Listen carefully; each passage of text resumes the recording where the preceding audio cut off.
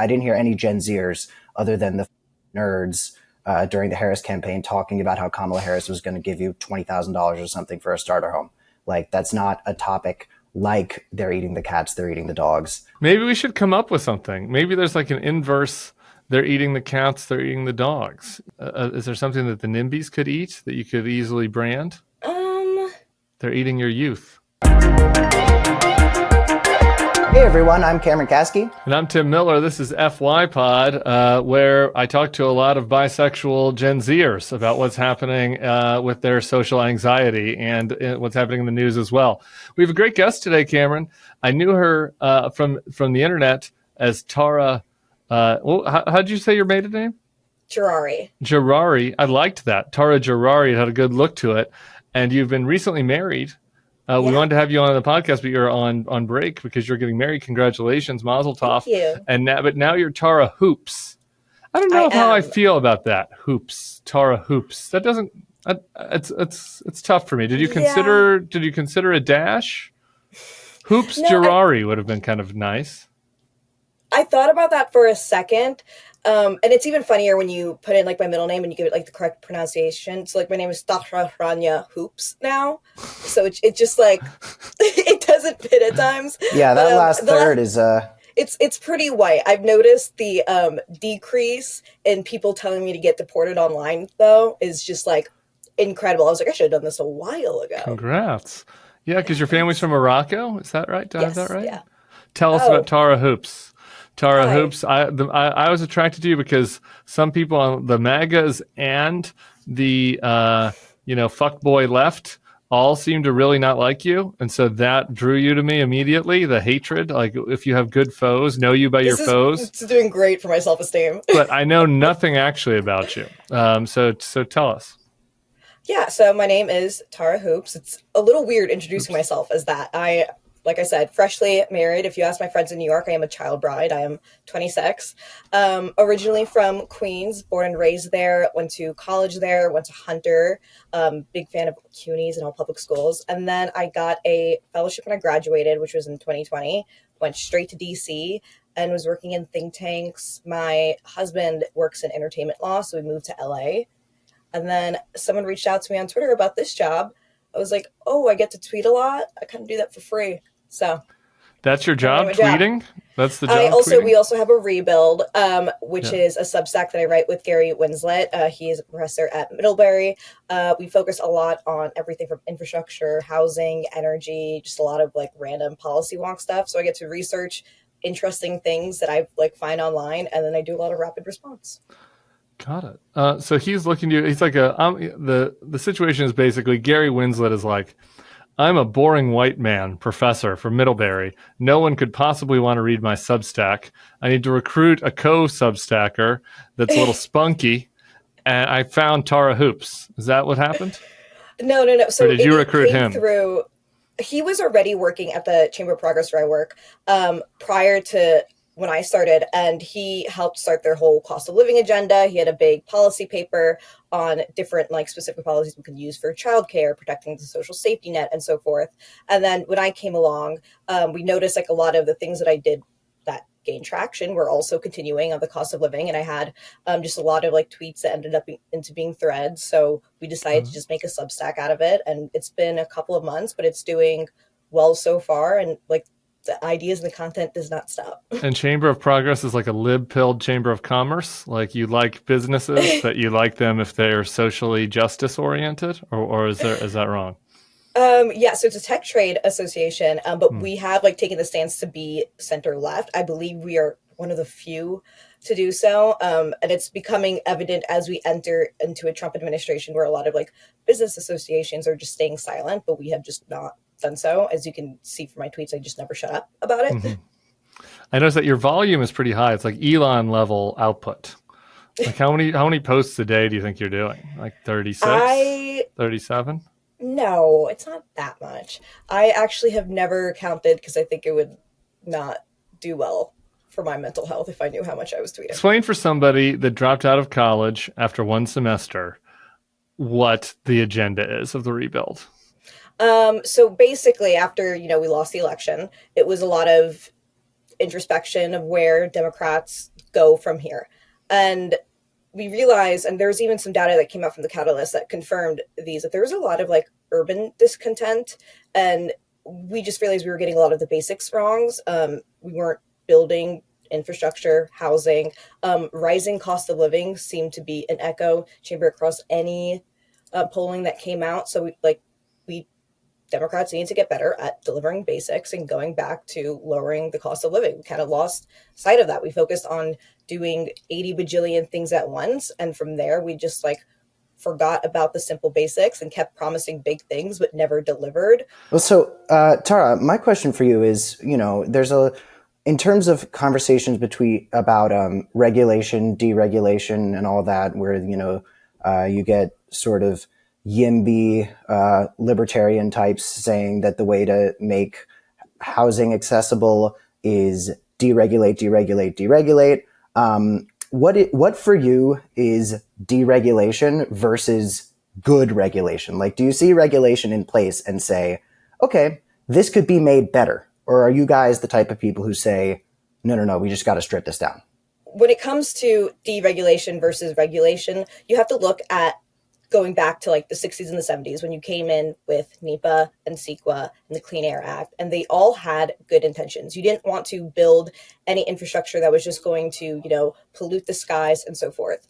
But then these policies started to block progress instead of protecting harms, and people started using them to instead just block anything. I always think of the one story from, I think it was in 2023, Mayor Karen Bass admitted that people were abusing NEPA and CEQA for their own benefit. For example, a liquor store wanted to be built, and they said they didn't want to build it because it was going to have negative impacts to the environment. And she said, not the environment per se, but the environment of basically vibes.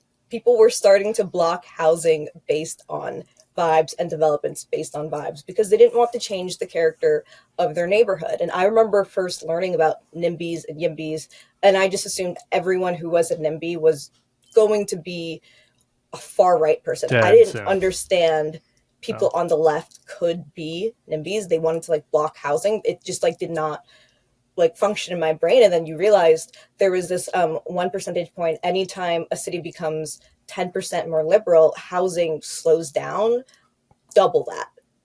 And it's because, we've like allowed all of these small little things, a lot of veto-ocracies where anyone can just say, no, I don't want this to happen, and then done. The entire housing plan is just through the roof. So it's not exactly deregulating everything and just going buck wild, because obviously that wouldn't make sense, but it's looking back to see, does this policy actually make sense? If not, how can we reform it to make it better so it can deliver its actual goals? Cameron, what do you have against the poor liquor store owner who just wants to build, and sell 40s and I just think to the neighborhood? I think a lot of people see regulation that has a negative impact and they say this means we need to deregulate, not we need to regulate more efficiently, and we need to take another look at how this is done. And I think there is a very slippery slope between identifying negative impact regulation and just saying, you know what, go buck wild. I hear you. I think there's a huge slippery slope. I mean, like you go all the way down the slope, and then what's the worst case that can happen? We have lots of houses. That would be that would just be a disaster. The more you deregulate, the closer you get to, you know what, let's bring back asbestos. Where did that go? Like, there's got to be a limit. There's got to be a degree to which people see regulation as something. Asbestos is at the bottom of the slide. Okay, I was trying to decide what the scary thing was at the bottom of the slope. Asbestos is up there for sure. Yeah. But yeah, I've always been so curious, and I know we wanted to touch on the abundance debate that I've been seeing on Twitter, and have just sort of read up on a little bit because of that new book Ezra Klein put out.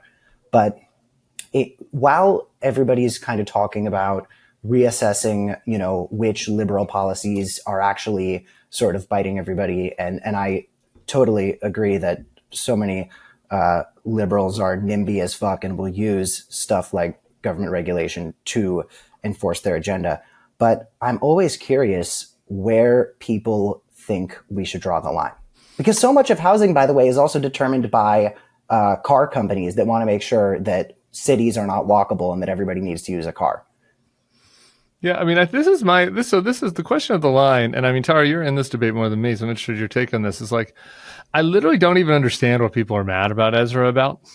Like because those guys like Ezra and Derek, like they basically are just like, we should make it easier to build stuff that progressives like. Like they're like, we want trains and we want subways and we want built walkable cities and we want cheap housing and we want affordable housing, and so we should like stop making it so hard to do those things. And then all of a sudden they'll be like, somebody that has a red rose next to their name on Twitter that'll just be like, you are a corporate shill. You are a corporatist shill. And then like poor Ezra, who's like a liberal cuck pansy boy, is like, I'm not a corporate shill. I just want trains. Why don't you guys want trains? Well, I don't really understand what even. So when you get yelled at, Tara, my question is like, what is the best argument that your critics put on? Like, what's the case that they make that it like has a point? Because I have trouble seeing it. I don't ever get pushback on like boring policy tweets. Okay, what do you get pushback on? If like your anything, makeup? I'll get my what? Makeup? You just get sexist pushback, or do you actually get substance pushback? I do get a lot of that. I've also had people ask me if I was a bot because they just simply did not think my account was real. I've had that several times. Tahra Hoops does seem fake. I just cannot be real, so I always think that's funny. No, I don't ever really get pushback on policy. If anything, someone will screenshot like some political statement that I made, which is probably going to be Trump bad 99% of the time, and then they'll just be like, this is a Silicon Valley shill. No one fucking listened to her. So it's just like, it's very hard. I've actually stopped including myself in that discourse because like no one's getting anything done, and it's just like you guys just hate certain people and that's it. It's not policy discourse anymore. You guys just don't like a couple of actors and you're just running with it every single time, and it causes a certain group of people to view everything that they do from a lens of bad faith. And it's like, no, I promise you, we're all nerds. Everything in the abundance book has just been policy ideas that have been accumulating from the past like 5 to 10 years, and then they just put it together in one book and made it kind of like a 101 like policy intro course for people. Let me steel man then the smartest opponent of Tara, and who pushes back on you, because what you see, like when I was watching Ezra and Sam Seder debate, like the argument is basically that like the real enemy here is not the regulations, it's not the red tape, it's not the NIMBYs. It's like the corporations and the rich hedge fund guys that are like buying up all the houses, and the Airbnbs that are buying up all the houses. What do you say to that argument? I think he also threw in something about vacancy rates, which was like hilarious because like right now New York has like the lowest vacancy rate that it has had in years, and it's at like the 1% level. So it's like, okay, great, we do everything with those like vacant houses. That's still not enough supply. So how many? Sorry. I was just going to say it's still not enough supply for everyone to be able to have a home that would be enough to lower the cost of housing in New York City. So, sorry, you go ahead. I was just going to say, how many starter family homes do you think Blackrock should be allowed to buy? And how many Airbnbs do you think one person should be allowed to own in a city that's having a housing issue? Like, this is another where do we draw the line question, is like, I get the thing on the vacancy rates and everything, but it's worth noting that stuff like Airbnb and stuff like giant corporations buying out all of these homes and like bidding against single mothers for houses, that seems like one of the too far examples, right? Mm-hmm. I think there was some story that came out like a bit ago where they stated some insane statistic on like how many houses like Blackrock actually owned, and it was like a shocking number. I believe it like was published in the Jacobin, and if they actually owned that amount of housing, like wow, that would be terrible. And then they realized that the number was fabricated and it was much lower. So the idea of like how many houses unit that Blackrock owns is much smaller than we think it to be. And when it comes to Airbnb, I know that New York City has a short-term rental ban completely. The people who profited off that the most were the hotels, because that is the only place that if you were going to visit New York, which many people do, That's the only place they can stay. They know people want to stay there, so they can jack up the prices. But what the city council is looking to do is instead amend that and allow a certain amount of days that people could stay in these rental units, and for someone to at least be owning one unit per person, because a lot of people use this to supplement their income.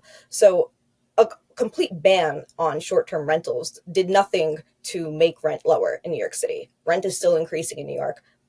Nothing there. To amend that and instead say, okay, we get it. We don't want one person to own 40 Airbnbs. That doesn't make sense. But to allow people to be able to supplement their income and also make it easier for tourists to come into New York and use those short-term rentals, that makes sense. So the amount of houses BlackRock owns right now is fine. I don't know the exact percentage. Well, what would you like to do, Cameron? Would you like you'd like Mayor Zoran to like ban to put a limit on who can buy houses? Is that what you think? I think there should be a limit on how many properties corporation can own. Yeah, I think that there's a degree to which corporations are individuals, I guess. Corporations are people, my friend. Yeah. Citizens United has made corporations the protagonists of the United States. But no, I don't think corporations should be allowed to own that many houses. I think they could pick a handful, but I think that has just been extremely devastating to the housing market. I think if you want corporations to own less amount of housing, I can understand that argument.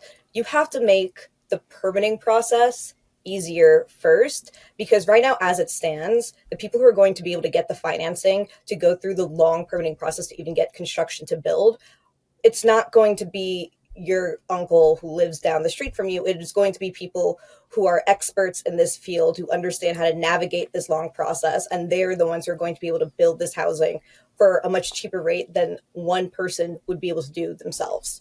And what about the houses that are already built? Well, like I said before, I don't think the vacancy rate is low enough for us, even if we were able to just flood everyone into those homes, where it would have any meaningful impacts on the market. I agree. This is a yes and. I'm not saying like we shouldn't do any of those things. I just think we could also be doing more.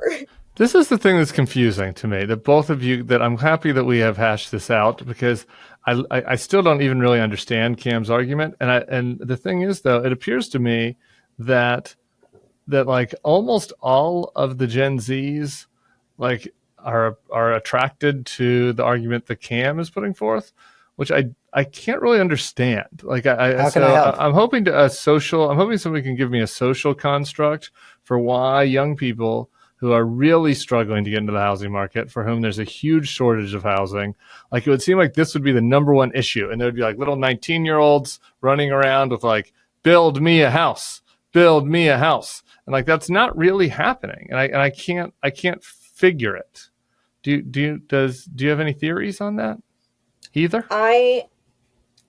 If you want to go from like a social construct point of view, I think it kind of correlates with the whole, have you guys heard of like the term vibe session? Of course. Yeah. And I love that term. It's by Kyla Scanlon. I think she uses it so well. And it's just to describe how when you have a bunch of like economists who are putting out all these charts and saying like the economy is actually doing fine, and then you open the news and you talk to your friends and you're like, this is all terrible. We are never going to own a home. There are no jobs. This is really bad. And using the term vibe session is able to say like, I understand your concerns. I am also a Zoomer who like thinks about the future job market, wonders when I'm going to be able to afford a home, and thinks like, yeah, we could be doing better. But at the same time, it's like, that makes it very easy to jump to, well, there's someone to blame here. It's not me. I was just born into this. I was sold, hey, American dream, you go to school, go to college, jobs will be there for you because you worked hard. And the second that's not delivering to you, it's like, I did all the steps. What are you talking about? Why can't I still afford housing? So it's very easy to be like, well, clearly there's some larger entity at hand. And then when you juxtapose that next to the Trump administration, where you saw the inauguration and you saw people like Elon Musk standing there, it's like, these people are running an authoritarian regime where they have a lot of wealth. We can all understand that. And they're living their lives, making my life worse. So it all has to do with a select few. Because it is even appealing to young right-wing Zoomers. Like Trump, who was a fucking builder, his whole life, like all he did was build. Like the only thing he ever did, he didn't really build anything. Actually, he just put his name on shit that was already built. But his like brand is like, I'm a builder, and yet it's not just the young left folks that aren't like rallying around abundant. I saw this cute picture of a Ezra Klein meetup, and it was like 9 white nerds. And I was like, I love you guys. It's so cute. But like, you guys are so cute. But like, so it's not just the left people that aren't like really being drawn to it. It's like the young right-wing kids. You would think that with fucking Trump as their avatar, they'd be like, let's build big, gaudy fucking apartments so I can get cheaper housing in Phoenix and Tampa and wherever I want to live. And they're not doing that either. Like that Trump got, they're blocking housing building. The Trump administration is. Trump doesn't say it's a problem, and if Trump doesn't say it's a problem, they're not going to think it's a problem. Even if a problem is directly affecting their lives, if MAGA isn't making them scared about it, they're not going to have anything to say. So, but I think in terms of Gen Zs across the board not mobilizing on this and taking to the streets and everything, in terms of vibes, I think the vibes are just so bad that people are having a very hard time focusing on the more complicated situations where lending your voice to something is a little bit more complicated. I didn't hear any Gen Zers other than the fucking nerds during the Harris campaign talking about how Kamala Harris was going to give you $20,000 or something for a starter home. Like, that's not a topic like they're eating the cats, they're eating the dogs, that people can really easily. About her housing plan. Well, you're one of the nerds he was talking about. Maybe we should come up with something. Maybe there's like an inverse. They're eating the cats, they're eating the dogs. You know, like maybe like the NIMBYs. Maybe could we make fun of how the NIMBYs eat stuff? Maybe is there something that the NIMBYs could eat that you could easily brand? I think they're eating your youth. You know, I would say, and I'll give the Yimbys some credit. Even like 5 years ago, when I first graduated in like 2020, Yimiism was like not popular. Like no one knew what it meant. If I said the word Yimby, be like, what the fuck is that? So I will give them credit where it is something that people are talking about, even if it's getting a lot of pushback. So I believe like there is some growth there because, like I said, it's much easier to look at the headlines and look at everything around you and be like, who's the fucking blame here? Instead, it's a really complicated issue where it requires you to go through like housing bills, like permitting processes. Like I get bored sometimes writing some of the things that I talk about on the rebuild, but it's like, it's important stuff. And my job is figuring out a way to go on Twitter and make it seem like, hey, this is stuff you should fucking care about because like, this is your livelihood. Like your rent is always going to be like the largest share of where your income goes to. So it's always going to be like the number one thing on the top of your mind when you get a paycheck is like, okay, a lot of this is going to go to my rent or my monthly mortgage, even though a lot of us don't obviously own homes. Yeah. So I want you to have an admission moment. I've seen all the Bernie guys coming for you. So do you want to like come clean? Have you ever voted for a Republican? Like, did you support Mike Bloomberg's campaign? Do you have any secret views? Do you want to ban abortion at week 5? Do you have any secret Republican views you want to come clean about right now on FYPod? No, I am like a really normie Democrat. I probably shouldn't say the word normie because I am a freak who's online quite a bit and a weird nerd. But it's funny because like I gotten a lot of this hate like recently, and people honestly believe like Steve Jobs has resurrected himself to like tweet on my account, and like everything I'm putting out there is like a Steve hidden Jobs. Or just tech in general. Everything I'm putting out there is just like some hidden like tech agendas. Like if you scroll back on my Twitter, I have said the same things always.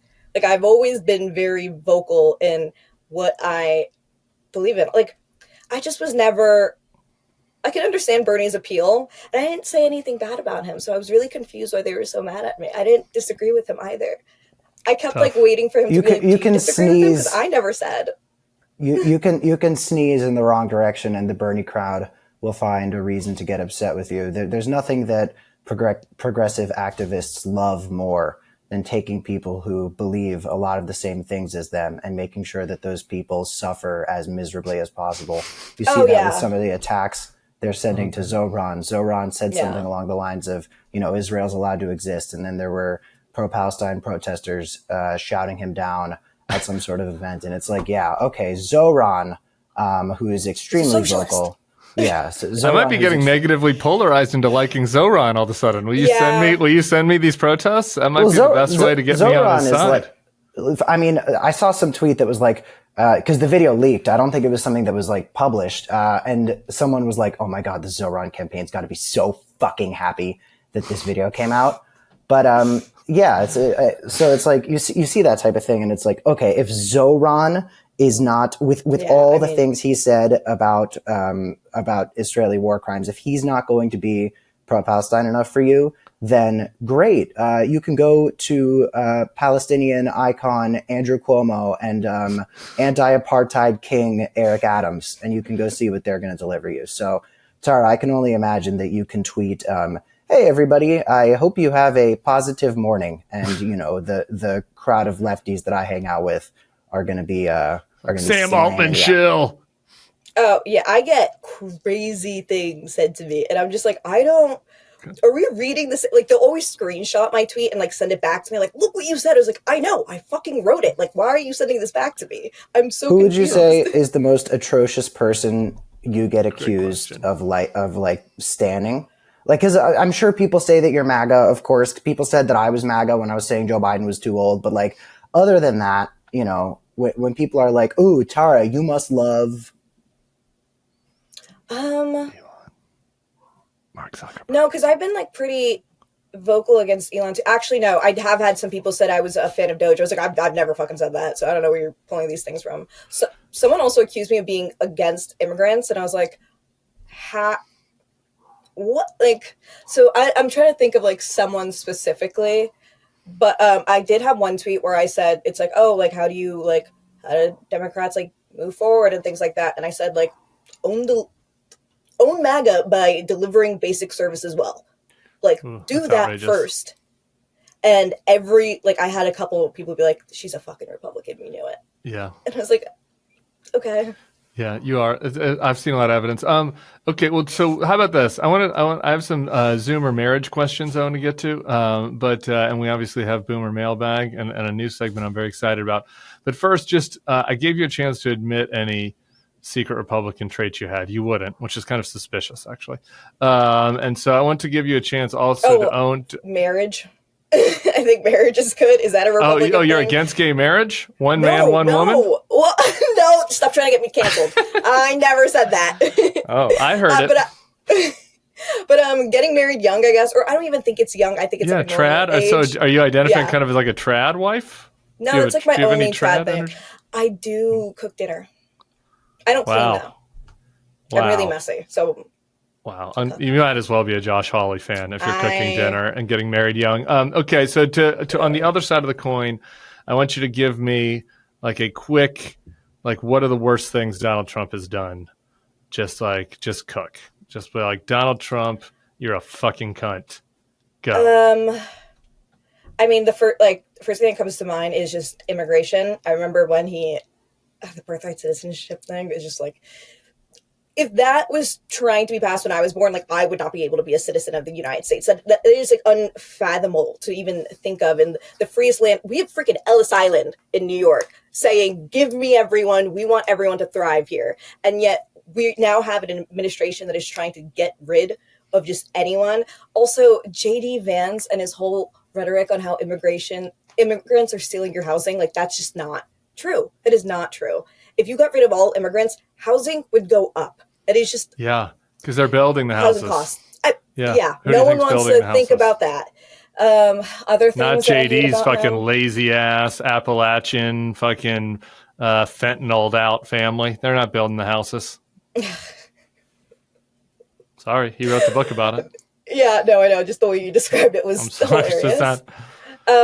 I mean, there's just so many things that he does, and it's part of their whole, like, flood the zone. They do so many horrible things, so that it all becomes little blips that you forget about, and it works so well. But the first thing that comes to mind is immigration, the way they are just, like, degrowthing and taking the economy, like, own nothing. How dare you want $5 for Christmas? Also attributing the idea of consuming goods and owning material possessions as a feminine, childish thing to do is the point. That is what they are trying to do. They are making you trying to seem weak for wanting to own cheap things. That is absurd. This entire tariff thing is just stupid. I don't know how he is considered a pro-business president or admin. It just, there's a lot. I can keep going. It's a good start. Cam, did you have any other political things you wanted to hit before I moved us to Pinterest content? I've been stalking your Pinterest page. I do have one more liberal thing I want to hit. Okay. Chris, if you could pull up the video of the Republicans falling asleep. This just comes to mind because, Tara, you were talking about J.D. Vance blaming shit on immigrants. And I was like, one of the things that MAGA's doing right now with healthcare is they're pushing this insane lie that immigrants are getting healthcare from the state. And they just went for this atrocious bill to strip millions of people of their healthcare. And we're going to put a clip of how one of the Republicans feels about it right now.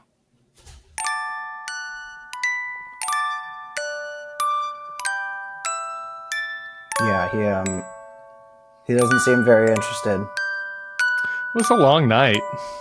It was like 30 hours. Oh, look at her now. Now the true Tara's coming out defending the falling asleep Republicans. Only because they got at a Democrat woman, and I was like, it was 30 hours. I would also doze off. Jan Schakowsky, who is Kat is running to replace. She's stepping down. Yeah, that's Jan. At least Jan stayed alive. Google Jan Schakowsky husband. Google Jan Schakowsky husband fraud, and let me know how you feel about it. Okay, so the punchline of this video is that I have sympathy for all of them. That was fucking all-nighter. I don't blame any of them for being asleep. But I see people on Twitter that are pissing me off because they're only talking about the old people. And it's like, no, dude, there was a 44-year-old Republican who was also sleepy joeing it. It's like, yeah, they were tired. They were governmenting all night. I'm sorry. I'm pro sleep. No, I am completely with you there. If anything, I just always think of the chart. It was who did it, like Republicans or Democrats, and the end thing is like, fuck Democrats, like no matter what. And like that is how it felt for the past, ever since Trump got elected. I'm like, we are not in power. We are the minority. And yet people always yell at us. And I'm just like, and I criticize the Democrats so much, but like too much of it makes me want to like become some DNC hack and just be like, you know what? They're doing everything they can. Leave them alone. Maybe you and Harry Sisson can have a spin-off pod. Just kind of go full Harry. Nothing wrong with that. We love Harry. We honor full DNC shill content. There's nothing wrong with that. The sleeping, I got to just say, in Jan Schakowsky's defense, she stayed alive, which was pretty important, it turns out, because 3 Democrats died in the first 5 months of this year. And the Republicans only passed the bill by 1 vote. I know. So I'm not a math major, but it seems like it would have been pretty helpful for the Democrats to have people who are better at doing the job of staying alive. And in Congress, when you don't fucking do anything except vote like 5 times a year, staying alive seems especially important. And I think you sound ageist, Tim, and I'm going to comment. Bulwarkers, join me in the comment section to tell Tim how ageist he is. You guys are always calling me ageist. I need you to team up with me this time and call out Tim for his anti. Is it ageist to request that Congress people maintain the ability to vote via life? You should be respecting senior citizens, Tim. And I think you ought to be ashamed. I have nothing but respect for all of the congressmen. I think probably, though, they could have found fulfillment elsewhere in life. They could have, let someone else who was a little more vigorous replace them, and they could have done that and then gone on a media tour talking about how they would have won the election.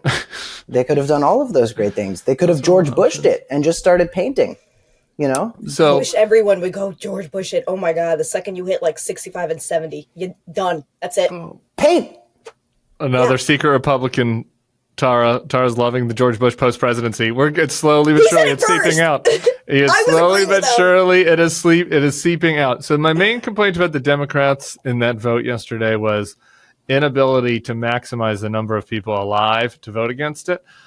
With the Republicans, I think the main complaint is that the bill is fucking garbage. You cannot possibly have good feelings about the big beautiful turd, do you, Tara? Oh my God, no. have you seen any of the tweets? It's just, this is all so It's hard to watch. I stupid counted. and dumb. You've done 30 tweets in the last 48 hours. It's hard for me to No keep way, track of have all of I? them. That's embarrassing. I should get a life. That's so weird. Okay, but were any? So a couple of them were about how the turd is bad.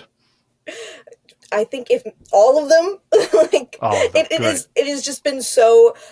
It's the largest wealth transfer we've ever seen right in front of our eyes. It is just despicable to take all that tax cut for people above $500K a year while cutting healthcare and SNAP, which is food for poor people. That is comically evil. We have to point these things out when they happen. It is comically evil. Okay, to wedding content. I know what everybody's been waiting for. So you are. I mean, these days you're kind of young. I mean, my mom got married at 22, and look at how well I turned out. So there's nothing wrong with that. And maybe even younger. Was I born? I was born when she was 22. I think she was married at 21. So that is kind of young. Like, were you your first? Were you the first of your friends, or do you have other friends that have gotten married? Oh, I was the first of my friends. It was really funny when my two best friends were helping me get the wedding dress on. Like, no one knew how to work the buttons. Like, my makeup artist had to come over because she was like, I was tired of watching you guys struggle. I had no clue. I have no clue how to do wedding. To this day, I still don't know which has happened. It was terrible. I hate wedding planning. I hate wedding planning so much. Oh my God, I hated being a bride. I didn't even really want to do a bachelorette or any of these things. Did not do a bridal shower. Not true. False. Fact check. Not only did you want to do a bachelorette, you have a Pinterest page about your bachelorette. Oh, that is. I had to say. I think this is the big Republican reveal for me. It was a Nashville bachelorette where you have a cowboy hat theme. I mean, if that doesn't say basic Republican Zoomer wedding, then I don't know what else would, Tahra. So talk to us about the Nashville bachelorette. Were there any Republicans in the group, in the bachelorettes? No? I don't think so, no. Interesting. Have any of your friends, because you said you're from New York City? Yeah. Have any of your lib friends from New York City been passive aggressive to you about the wedding and made those types of comments about oh my God, you're doing it so young?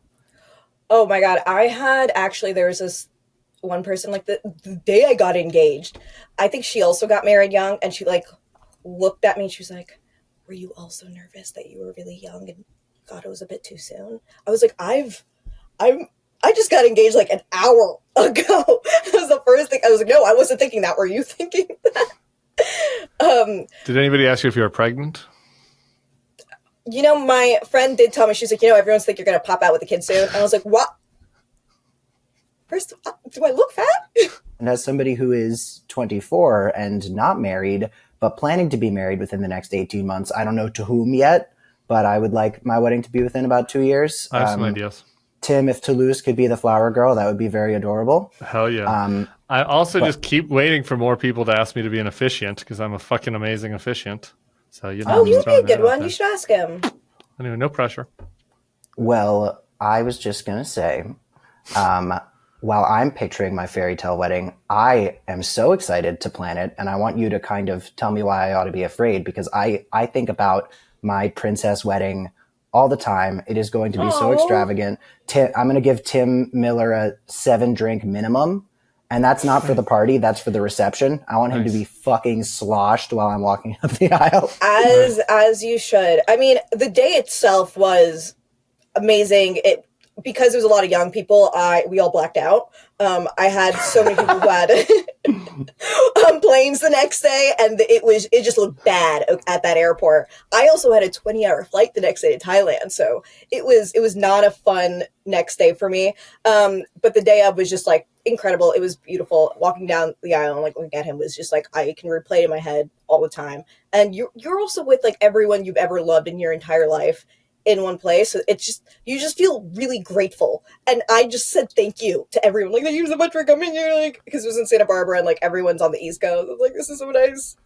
But the planning process is just it's a lot of little things where you need to put a lot of thought into it. We never did any of the food tasting, the cake tasting, any of that. I got my veil off Etsy the week before because I forgot that I needed that. The dress for me, I do pride myself in my clothing and fashion. So I was like, oh god, this is gonna be really freaking nice. So I like kept going back and forth if I wanted something like trendy or like classic, and I've probably tried on every single wedding dress that there is known to man. So that took a lot of time. Where'd you land? It's just like a lot. Trendy or classic? It was more classic. It was just like a strapless, kind of like corsetti that came out a little Okay, bit. wait, I'm sorry. This This is my favorite thing we've ever done on the show. What was the bridesmaid color? Oh, I didn't do a bridal party because I felt like it would be too much work. I was a very type B bride. I was like, let's make this bridezilla. I'm going to be such a bridezilla. What about music? Have the Gen Zs, have you updated the music? Like, you didn't have Black Eyed Peas or anything, right? Do we have EDM or something? So the DJ sent me his playlist, and I thought he was just gonna play like top 100, which is like whatever, go crazy. And it was still Black Eyed Peas and like all those things. I'm like, oh, they don't move on from the that's scary. So I had to do a whole Spotify thing, and I spent hours on that one. I cared about. Who are the top 5 artists that made it the most to your wedding rotation? I had some Chaperone. I'm a big Taylor Swift fan. I have a 13 tattooed on me, which I just realized MS-13. I could get deported. Oh, you both have MS-13 tattoos. Mine is 2/14/2018. Not that fucking ICE knows how to count, but anyway. I could, okay, Cam? Don't make this about you. I could get deported. I am also a Taylor Swift fan, for what it's worth. Okay. You might want to update that tat. There are a lot of different Taylor Swift themed basic bitch tats out there in the world. Just for safety's sake, you just really might embarrassing. want to cover it in. No. Take the 3 and make it an E, and take the 1 and make it the R, and then you could just make it lover. Okay.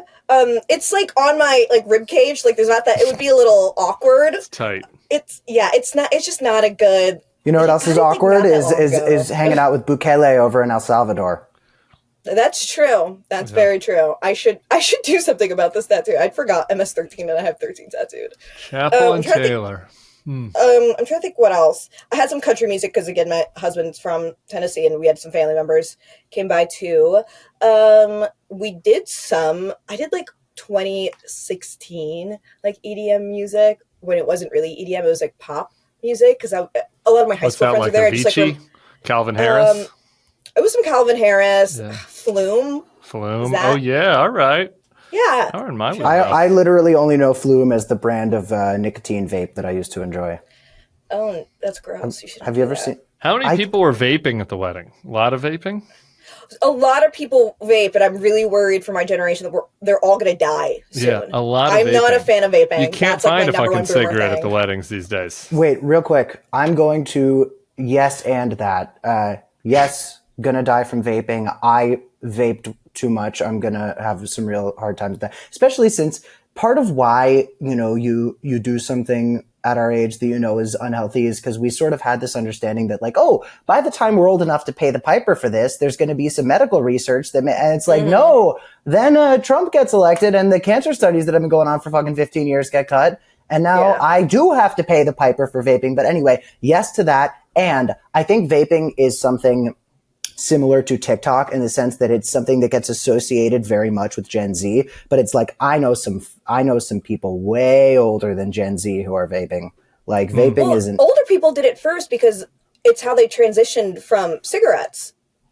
It was It had the reverse effect on me. I'm sorry to my parents who are listening. I stopped. I haven't touched anything in over a year. Calm down. But I started vaping because I was hanging out with cool kids in high school and they handed me the nicotine vape and I was like, I'm cool. I can, and I hit the nicotine vape and then I started to really enjoy the nicotine vape. And then I enjoyed the nicotine vape so much that I was like, wait a second. I hear there's a plant-based alternative to nicotine vaping called cigarettes. Oh God. A guy who looks exactly like Beto O'Rourke. So very hot. Handed me a cigarette at one of the prom after parties that was in San Francisco, famous for its housing. He handed me one, brand? And suddenly I was like, "This is the coolest thing in the world." So you do look cool when you smoke a cigarette. I'll give it that. I know, but it's not cool to have smoked the cigarette. So to anybody who's watching this show, just hold it. You don't have to inhale. Hold it and light it, and just hold it like this. And Wait, that this is is- Big Tobacco's message to the FYPod audience. This is a throwback. Do you remember that book that was really big in... Oh God! It was two kids with cancer, and the guy only Fault in Our held the Stars. cigarette. Yes, yeah, he held the cigarette. He was like, "Keep the thing that could kill you like closest to you at all times." And you're like, "That's course. beautiful." That is A girl who poetic. was into me in high school told me that I reminded her of him, and I wasn't even into her, but I still watched the movie because of that. Oh, Ansel Elgort. Well, not Ansel Elgort per Oh, se. okay. The character from the movie. Yeah, Oh. I watched that movie. I think I was really high though, because I don't remember the plot at all. Turns out It's just one of those like YA things that takes an issue and handles it poorly, but puts a romance. Those books. Good for you. All right, we need to get to our new segment before we leave, and I just want to come clean with everybody. I've sent 2 tweets during this podcast. A couple times you guys started talking, and I was like, I'm getting bored. The new segment is Jenz React. I was on TikTok the other night, which I do when I can't sleep, which is really healthy, and I saw this young guy talk about millennials and millennial bosses, and it kind of struck a nerve. So I want to hear your reaction.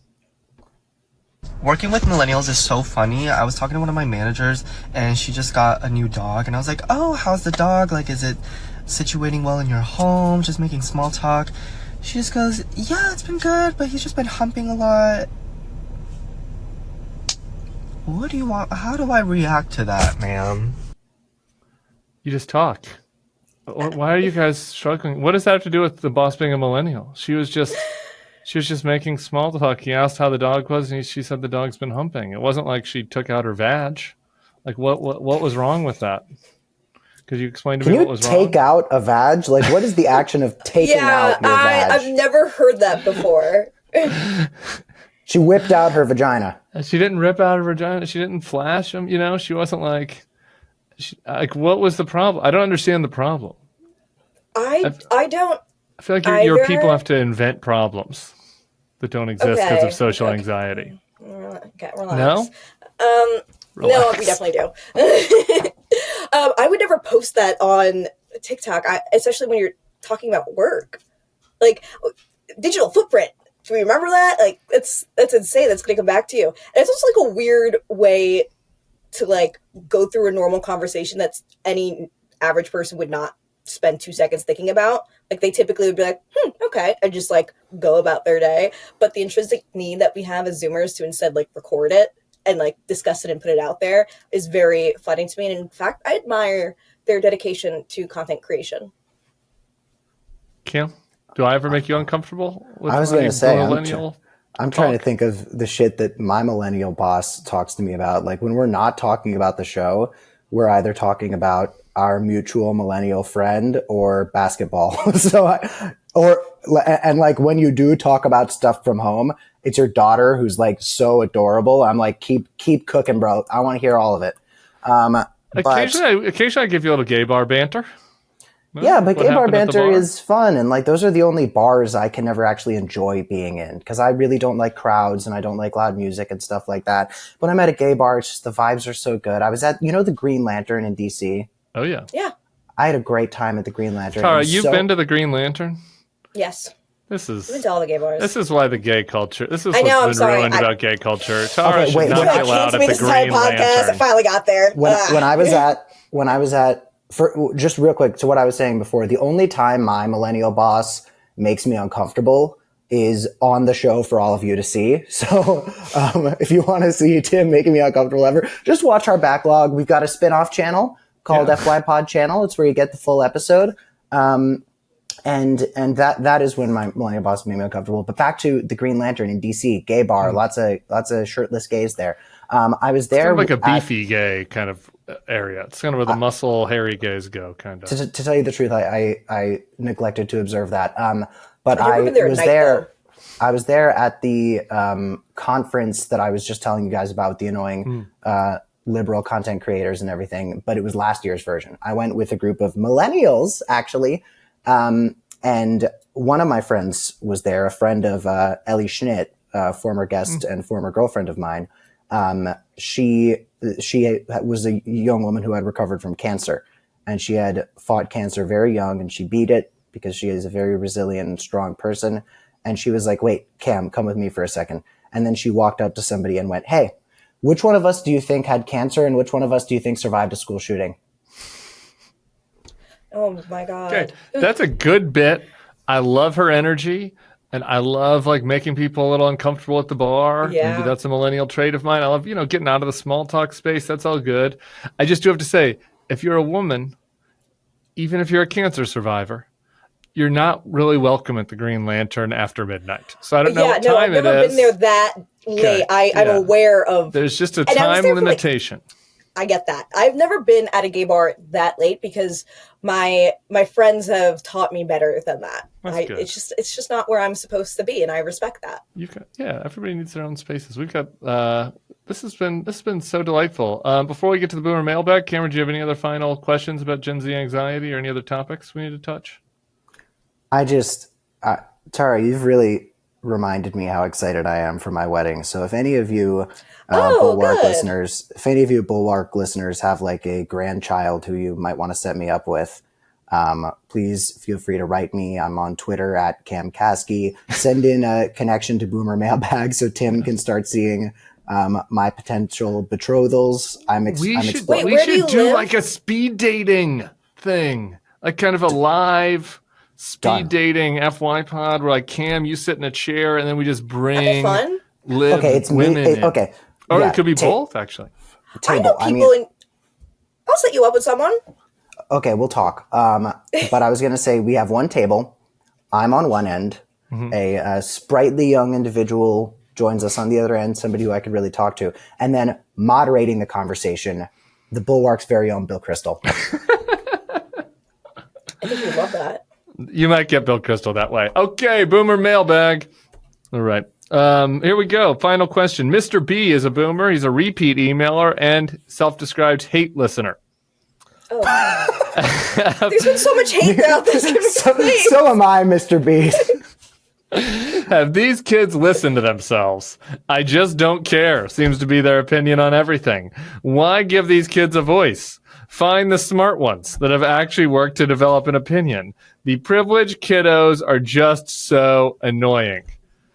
This brings to mind one of my favorite Bulwark commenters. I love reading the comments because the ones that love us are very often nice and funny, and the ones that hate us are almost always funny.